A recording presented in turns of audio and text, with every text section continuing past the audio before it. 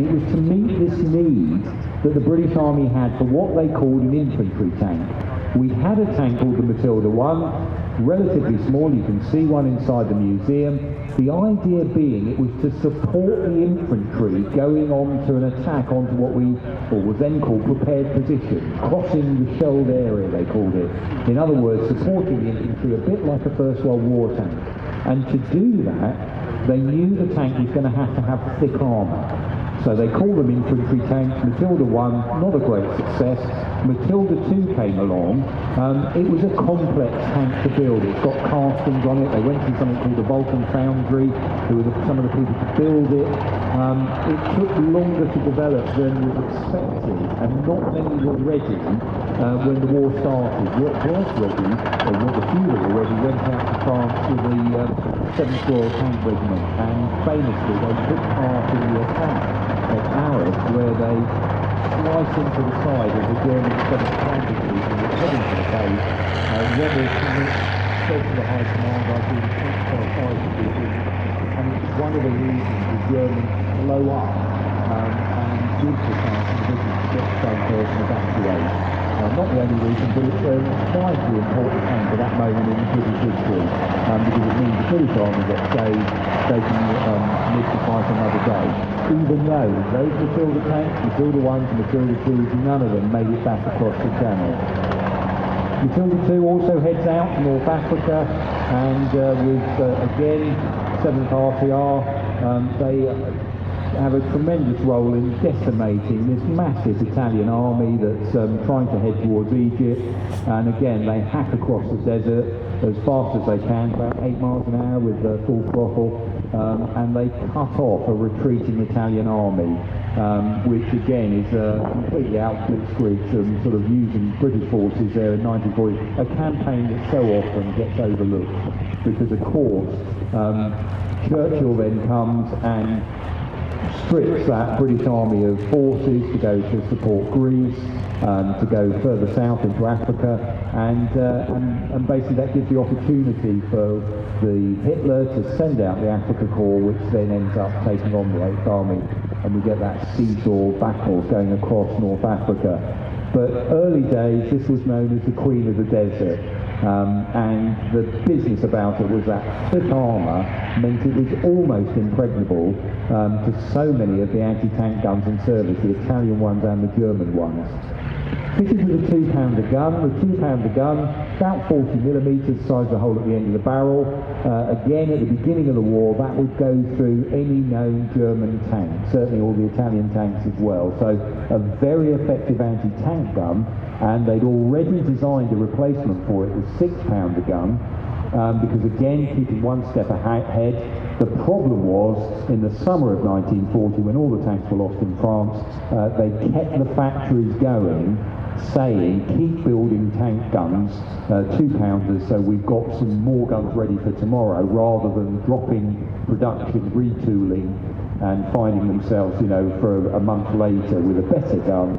But in that month, the Germans may have crossed the channel, so it was probably sensible at the time to keep producing that gun. But therefore, which is why we tend to have that idea that somehow it was a pea shooter, it was outclassed by the enemy. Certainly wasn't in 1940, very effective. The downside of the 2-pounder is really only fired armour piercing, so solid lumps of metal to smash through enemy armour. It didn't have an effective high explosive shell. They did build one, they tried to make one, but it's so small, its bursting charge is very, very minimal. And why you need high explosives is armour piercing is great against tanks, but if you've got infantry in the open, if you've got things like artillery positions, buildings, that's when you might need something else that has a blast effect. Now this particular Matilda II has been through a major restoration program here at the museum. If you want to know how we restore the vehicles, do again go onto our website, look on YouTube. There's something called the Matilda Diaries, which takes you through the restoration process. The workshop staff put together to do this, and again it starts showing you as well the complexity of some of these tanks. It's kind of stupid thing to say, but they are not like your car. They have very different systems that have to be built to amazingly high standards of tolerance. And again, that's the thing about the case that we've got healing systems, we've got all sorts of things that are going on inside the vehicle. And again, watching the Matilda diary, you start realising these are very, very complex, and there's so many things go wrong on them as well. So we're very pleased to get our Matilda 2 back and running already, and there's a look at it there.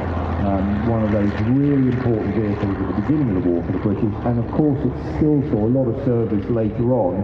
They were sent out to the Far East, and again Australian forces are using them out in Borneo right till late in 1945. So a cracking bit of British armour there.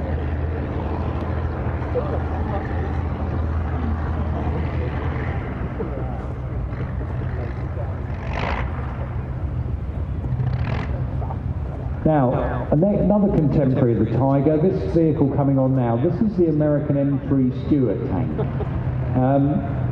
America had been experimenting, basically building about 2 tanks a year in the 1930s, but one of the things they did, they're very clever with, they experiment by building subcomponents to try out things to see what would work should a war come, when they might need these things. And the American war policy, basically in the 20s and 30s, is should a war come, we will throw money at the problem. In other words, their army is tiny, they do away with their tank force after the First World War, and such they build up they do a college, for example, where all those officers go to college, which is about war production. Should a war come, that's the time we're then going to learn or put into practice paper theories that they had in the 20s and 30s. In other words, how do we build lots of tanks quickly? So things like the suspension units on this vehicle have been developed as early in the 30s. When the war comes, that's when they start putting all these ideas together. Now for the British, we are desperate to buy tanks off the Americans. They're not in the war, don't forget, till December of 41. We send our mission out to Washington to buy tanks, and we call this tank the Stuart because we name all the American tanks we get from the Yanks is basically after American Civil War generals. So this is named after Jeb Stuart. It comes into service, the M3 tank. There's another version of it. They upgraded it a bit later on. This is the M3 version. You can tell the differences. If you look at where the driver's position is at the front, it's almost got a step hatch that's open. The M5 version that comes next has got a smooth front glacé plate, and the driver looks through periscopes above him, not directly forward. So it's got hatches on the roof of the front, the M5 version. They were going to call it the M4, but then they thought it was going to sound too confusing. M4 Sherman tank, M4 light tank, Stuart tank, so they called it the M5 instead. Now this particular tank is privately owned, it's here on loan to us, but it's been restored to a really high order. If you've got the chance to have a look at it, if you look inside, look through the front there, it's stayed out, it's got its radio in, it's got the lights that work on it. And the British, we loved it. When it came into service in North Africa, they rushed over there, the British Army ended up calling them punters because they were so lovely. They were reliable. Quite a tall tank because of the radial, the Continental W670 engine in there built, quite a high engine, and it means that the transmission goes forward right quite to the front there, at a slight angle by the driver, it sits right next to the gearbox, small little turret with a 37mm gun in it. And again, that punch power was probably about the equivalent again of the 37mm on the early Panzer IIIs.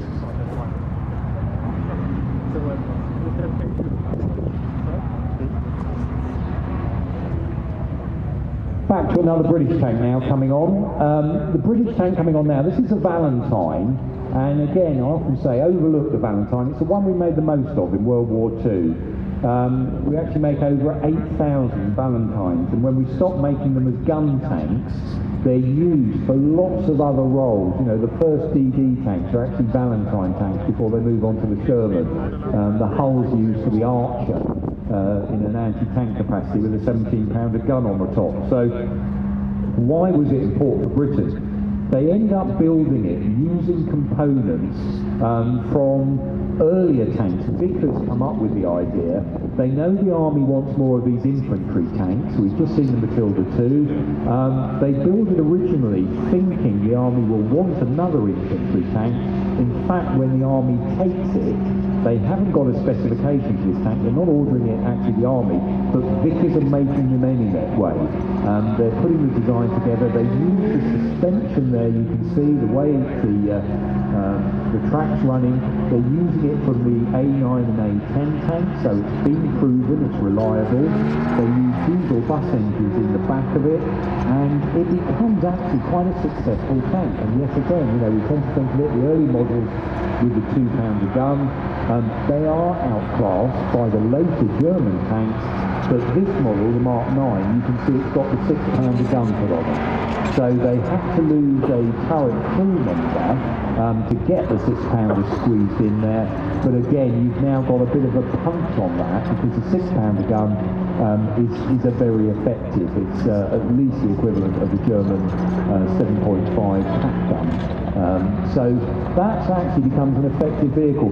Now the Valentine is made in a number of marks. This Mark 9, as I mentioned, with the 6-pounder on. A lot of them, they're also made out in Canada. So the drawings are sent to Canada, and over in Canada, one of the railway companies there ends up producing them. About 1,400 Valentines were made out in Canada, and nearly all of those ones were sent to Soviet Russia. And again, from Britain as well, we ended up sending out about 2,300 Valentines over to Soviet Russia as well to help the Red Army. Now, for Stalin at the end of the war, it wasn't politic for him to be seen to have been supported by American GMC trucks, Sherman tanks, British tanks. So they tended to edit the archives, the photos, trying to find photos of these tanks in operation in Soviet Red Army use is quite hard, and that was a deliberate thing done by by basically under the orders of Stalin to downgrade the help that the awful, filthy capitalist West gave to Soviet Russia during the Second World War.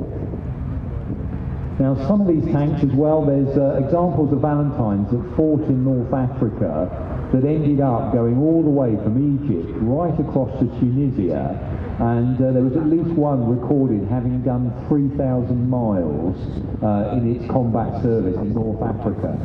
So again, one of the other things we look at is not just the strength of the armour, the power of the gun, but also reliability. That's a really important factor in tank manufacture, which is another reason why if components seem to work, or a system works, an engine works, that's why there's that terrible sort of temptation. Carry on using it, don't innovate, don't change it, it's okay.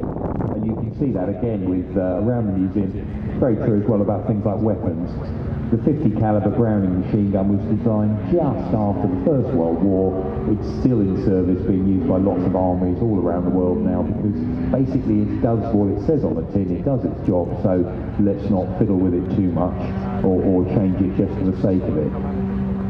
Now this particular Valentine, it's got two GMC engines in the back, 165 horsepower engine. Basically it's a bus engine really they were using, and this particular one ended up in Northern Ireland in a bog, and it was dug out the bog back in the 70s I think it was, and Vickers, the defence manufacturing company, did a sort of restoration job on it. It was handed over by Vickers to the Tank Museum, and we've sort of added some bits and pieces to make it look like a tank that had been in service in Tunisia. And if you know all your tank photos from World War II, there's a famous photograph of one of these Valentines sat on a road next to a Tiger 1. And as you see it going past there, you start realising the difference. Some of those Valentine crew members would have been fighting that Tiger 1. So you can see they needed tactics, they needed to wave to get around the fact that that gun can knock them out from about 2 kilometres away, 2,000 metres away. Their gun is going to be lucky to penetrate something like a Tiger only from the side or the rear.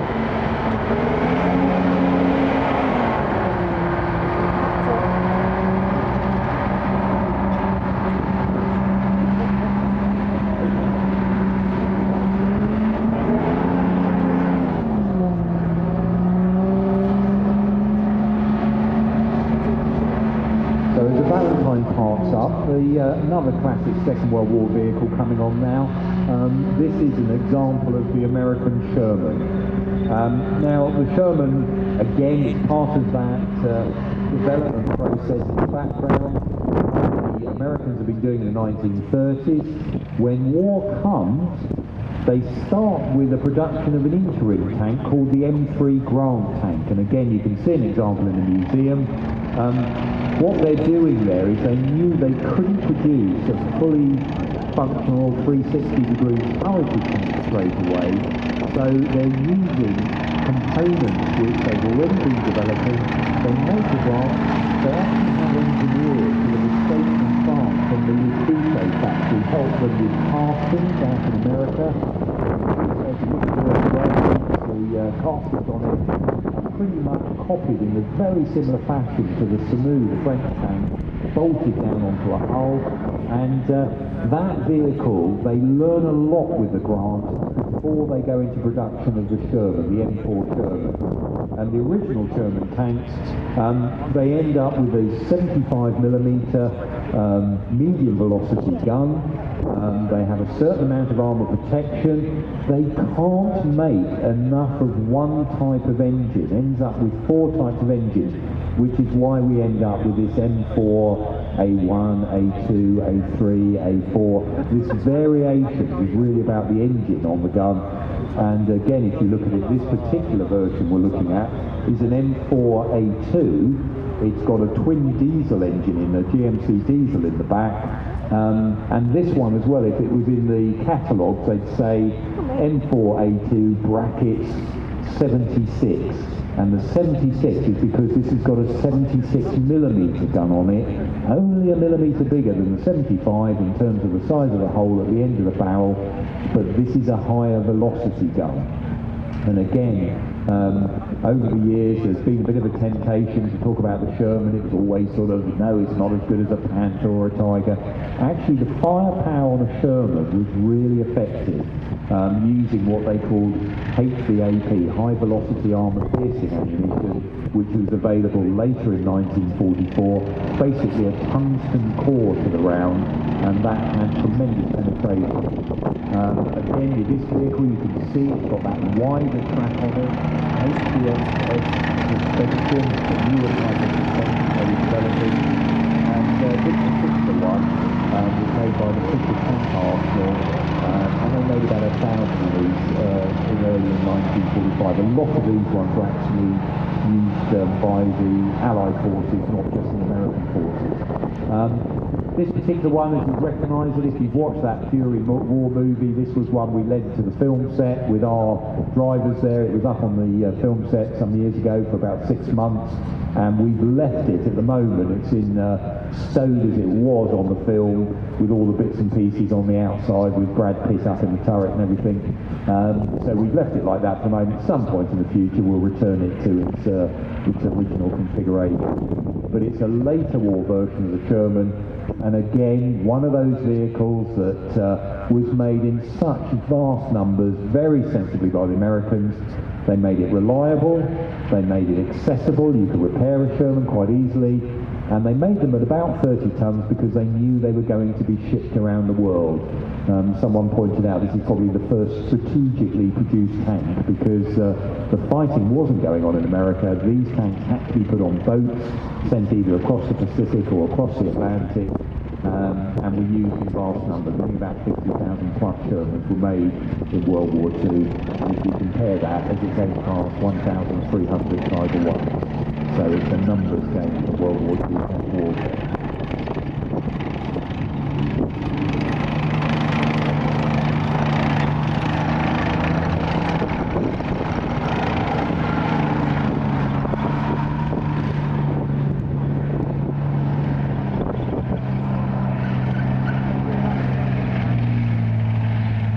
So that's the Sherman parking. Next tank coming on is coming back to British cruiser tanks. This is one of the last cruisers that was built towards the end of the war. This is the Comet tank. And what had happened by this stage, the Cromwell tank had been in production. Cromwell goes into service, what you can only really describe as about 2 years too late. Had lots of issues trying to find a reliable engine. And when it did go into service with a meteor in the back, it was actually a very effective fast tank. But they developed the Comet into this tank, the Comet, sorry, into this Comet. And the Comet, not only the meteor, but the Spitfire engine, the Merlin, two races, put in the back. That gives it a certain amount of welly, so we've got actually some real proper horsepower now to power the vehicle around. Now, the gun on this vehicle, we often say it's a sort of version of the 17-pounder. Actually, it was a development done by Vickers. They wanted a new high-velocity gun. The 17-pounder that we put on the Firefly, that ended up going on a tank called the Challenger, the A30 Challenger, very, very effective. It was a big gun.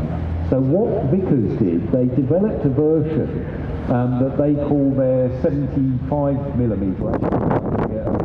high velocity 77mm gun, and it's basically got the same projectile as a 17-pounder. The case is different, it's shorter though. They use the brass case from the old 3-inch naval gun. And the long and short of all that is what you've got is a lot of propellant in that brass case, so it will force the shell out with a huge amount of velocity. And that gun, using discarding sabot ammunition, in other words, a slug of tungsten, a pot around it, fires out the end of the barrel, the pot falls away, the slug of tungsten goes towards the enemy target with a huge amount of force. The penetration on that tank gun was greater than the penetration on the 75mm that was on the Panther. So again, this is a very, very effective bit of kit. So the meteor engine in the back, you can hear it, they didn't even bother with silencers at this stage of the war. It's just got those big power fuel cells. And it's also the last big tank that has that set front. Instead of a smooth flat front, they ended up putting on the front there, they needed a vertical plate to mount the Diesel machine gun that was used on most British tanks. And it was only after the Comet that someone had the common sense, when they're developing the tank that becomes the Centurion, they said, is this really necessary? Wouldn't it be better to have sloped armour right across the front? So if you look at the first model of the Centurion, which is rushed out of Germany, misses the war by the end of the war by a couple of weeks, that has a smooth front glacé plate, and they get rid of that barrel machine gun, which you can still see here being fitted to the Comet. Comets are issued in December of 1945. Some of the troops start taking them over. The Germans attack in the Ardennes, the famous Battle of the Bulge. That causes worries for the British tank crews, because this is a brand new tank, and they end up taking the tank back off the troops, reissuing them with things like Shermans and Cromwells, because they didn't want to risk the guys going into action for the first time in a brand new tank with German panzers coming the other way. So the Comet doesn't really see service to the spring of 1945, but it does see enough service that the troops really liked it. They thought, this is at last, we've got some good level of armour protection, that fantastic meteor engine in the back, good level of fire. And the Comet has been starting the war by a number of other countries.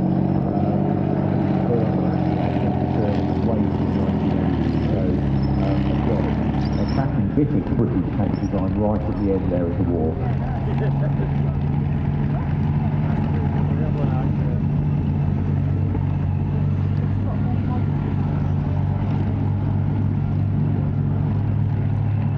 Now looking at